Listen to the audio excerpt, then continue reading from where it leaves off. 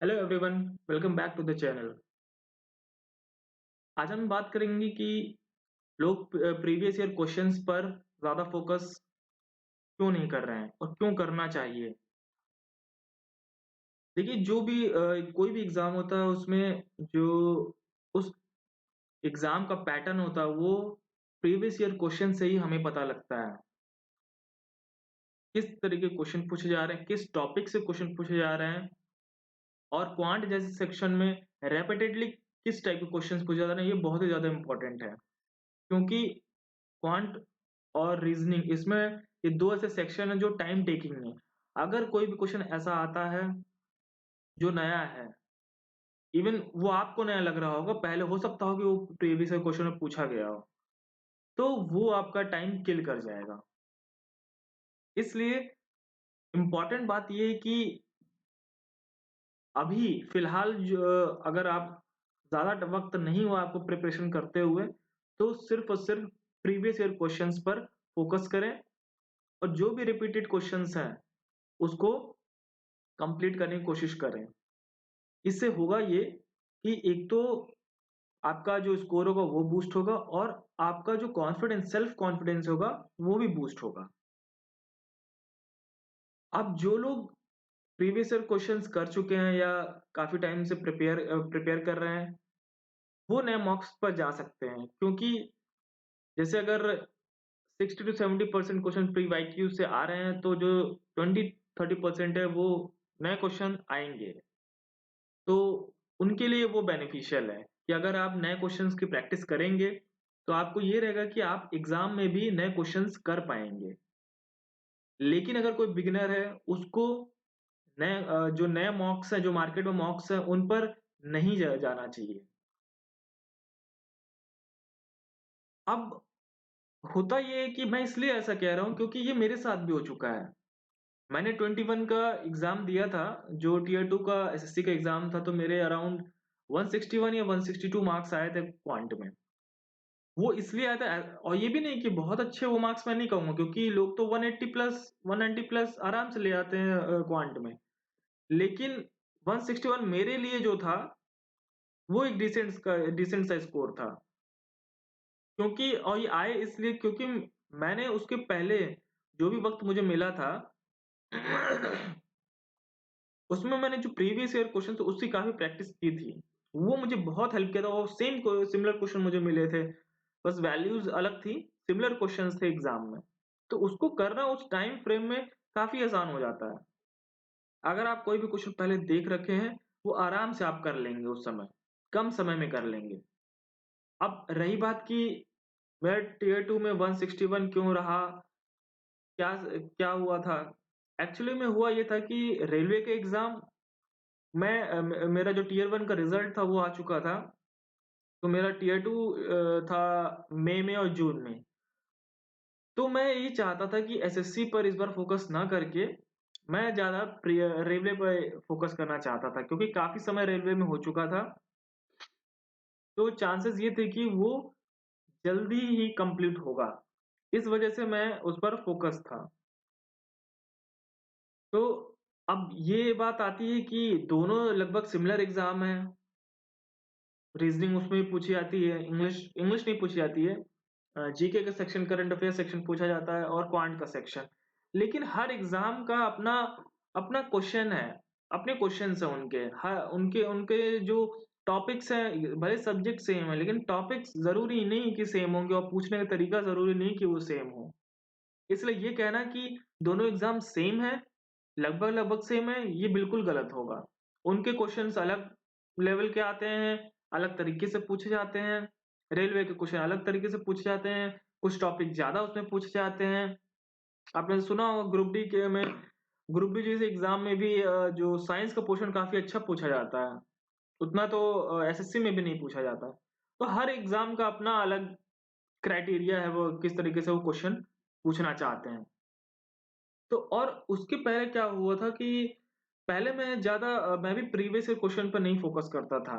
इसलिए जब मैंने ये इस बार जब मेरा टियर 2 मई और जून में था, तो मई में मेरा लेवल 6 का एग्ज़ाम था मैं उसकी भी एक बात आपको छोटी-सी बताता हूँ कि लेवल 6 में जब मैं पेपर देने गया था, तो मैं पहले से माइंडसेट मेरा ये था कि 100 के आस-पास मुझे स्कोर करना है आउट ऑफ 120।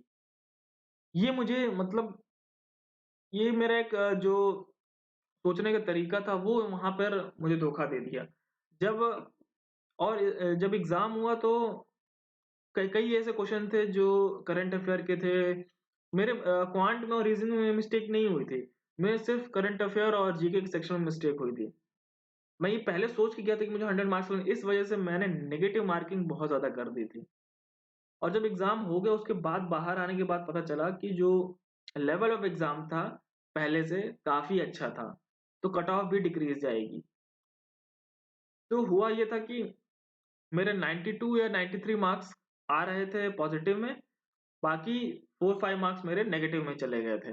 इस वजह से 87 के अप्रॉक्स मेरे ओवरऑल स्कोर हुआ।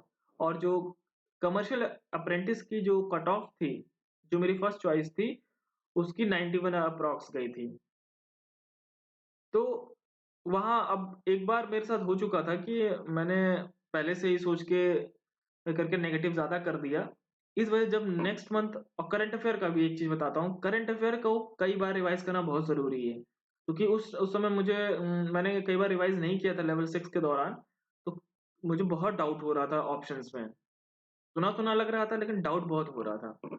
फिर मैंने जब नेक्स्ट मेरा लेवल 5 का एग्ज़ाम हुआ था, तो उसमें मैंने ये चीज़ रेक्टिफ़ाई की और जो करंट अफ़ेयर क्वेश्चन्स है, उसको कई बार रिवाइज़ किया था उस 1 मंथ में, और ज़्यादा नेगेटिव ना करने की कोशिश की थी। तो और फाइनली मेरा स्कोर भी काफ़ी अच्छा रहा लेवल 5 में। तो इसलिए हर एग्ज़ाम का अलग लेवल है, अलग तरीके से पूछे जाते हैं, तो हम उस पर डिस्कशन नहीं करते हैं। तो इसलिए जो मार्केट में टेस्ट है, वो सिर्फ़ वो लोग करें जो काफ़ी उन्होंने प्रैक्टिस कर रखी है, नए क्वेश्चन करना चाहते हैं, जो उनको हेल्प करे कि अगर एग्ज़ाम में नए क्वेश्चन आते हैं, तो आप सोच सकें उसके बारे में, तो तब आप जा सकते हैं, अगर आप पीवाईक्यूज़ आपके हो चुके हैं। अब देखते हैं कि जो लोग नए हैं, जो लोग अभी जल्दी प्रिपरेशन स्टार्ट किए, वो क्या कर सकते हैं टियर 1 की कट ऑफ को क्लियर करने में। क्योंकि इस बार वैकेंसीज़ काफ़ी ज़्यादा हैं, 20,000 प्लस है, इवन 25 फाइनल होते तो हो सकती है। और कुछ लोग तो ये भी कह रहे हैं कि 37,000 के आस-पास वैकेंसीज़ हैं। जो भी हो, 25 के आस-पास तो रहेंगी ही रहेंगी। इसलिए और इस बार जो पैटर्न है, वो भी चेंज है। तो पैटर्न चेंज होने की वजह से ये काफ़ी बेनिफिशियल होगा जो नए लोग होंगे। क्योंकि इसमें पहले ये होता था कि टियर 2 में सिर्फ़ इंग्लिश और क्वांट होते थे, जिसकी बहुत प्रैक्टिस हुई या कोई बहुत ही मतलब एक्सपर्ट है मैथ्स में, वो अच्छा स्कोर कर जाता था। एवरेज या अबव एवरेज भी स्कोर नहीं कर पाते थे लोग क्वांट में। और कई लोग तो काफ़ी इतनी ज़्यादा प्रिपरेशन कर लेते थे कि आराम से उनके 190 के आस-पास इसमें आ जाते थे, और इंग्लिश में 170 के आस-पास स्कोर कर लेते थे। लेकिन अब ऐसा नहीं है। अब जीके का पोर्शन जो ऐड हो गया है, और इसमें रीज़निंग भी ऐड कर दी गई है, और नेगेटिव मार्किंग ये बढ़ गई है, 1/3 हो गई है। इसलिए सोच के थोड़ा करना पड़ेगा। तो जो नए लोग हैं, वो ये कर सकते हैं कि जो अभी तक प्रीवियस या दो पिछले 2-3 साल के, ज़्यादा तो पीछे नहीं जाना है। जो पिछले 2-3 साल के क्वेश्चन्स हैं, रिपीटेड क्वेश्चन्स है, उसकी काफ़ी प्रैक्टिस करें, ताकि वो हेल्प करे उनको टियर 1 की कट ऑफ क्लियर करने में। और जो भी आप मॉक दे रहे हैं प्रीवियस ईयर के, मैं तो सजेस्ट करूँगा नए लोगों के लिए प्रीवियस ईयर ही, जो भी रॉन्ग क्वेश्चन्स हो रहे हैं, जो भी आप क्वेश्चन अटेम्प्ट नहीं कर पा रहे हैं, उसको ज़रूर से ज़रूर कई बार देखें। और अगर हो सके तो उसके कई ऐसे मेथड्स होते हैं जिसको जो आपको नहीं पता है, उस टाइप के क्वेश्चन्स को जल्दी से कर सकते हैं, कम टाइम में कर सकते हैं। तो उनके लिए आप वीडियोज़ देख सकते हैं यूट्यूब पे, या आप आपका कोई फ्रेंड है, उससे आप पूछ सकते हैं, जैसे भी आप चाहें। और रिवीजन तो भाई मस्ट है। किसी भी एग्ज़ाम के पहले रिवीजन मस्ट है। जो भी आपने पढ़ा है, उसको रिवाइज़ करना बहुत ज़रूरी है। और ख़ास तौर से जीके और करंट करंट अफ़ेयर तो बिल्कुल, क्योंकि करंट अफ़ेयर का जो सेक्शन है, 5, 6, 7 मार्क्स, 5-6 क्वेश्चन आराम से आ जाते हैं। और अगर आपको करंट अफ़ेयर आता है, क्योंकि जीके का जो अदर पार्ट है, उसमें मैं ये नहीं कहूँगा कि आप ज़्यादा टाइम उसमें लगाएँ। जो स्पेसिफ़िक टॉपिक्स हैं, सिर्फ़ उसी को पढ़ें जीके में। बाकी सब कुछ पढ़ने की ज़रूरत नहीं है, आप तब भी नहीं कर पाएँगे। अगर क्वेश्चन वो बनाएँगे, मिसेलेनियस क्वेश्चन बना देते हैं तो आप फिर भी नहीं कर पाएँगे, कोई नहीं कर पाएगा। तो इसलिए बेहतर ये है कि जो रिपीटेड जो सिलेक्टेड टॉपिक्स है जीके के भी, वो और करंट अफेयर पे फोकस करें और उसका रिवीजन करते रहें। ये बहुत ही हेल्प करेगा आपको, आपका स्कोर बूस्ट करने में। तो बिगिनर के लिए ये सब करना काफ़ी बेनिफिशियल होगा।